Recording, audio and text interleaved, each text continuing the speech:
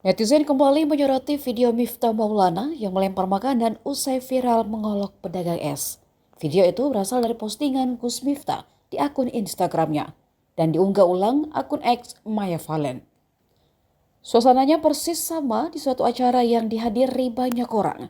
Gus Miftah terlihat memborong jajanan yang dibawa oleh sejumlah pedagang.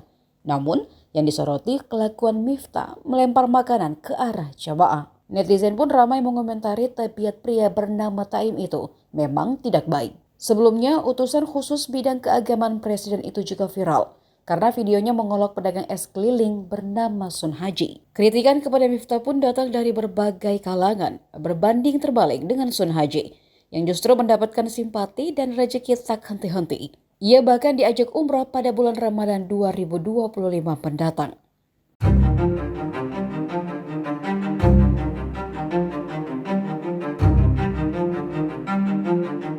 Download Tribun X sekarang, menghadirkan lokal menjadi Indonesia.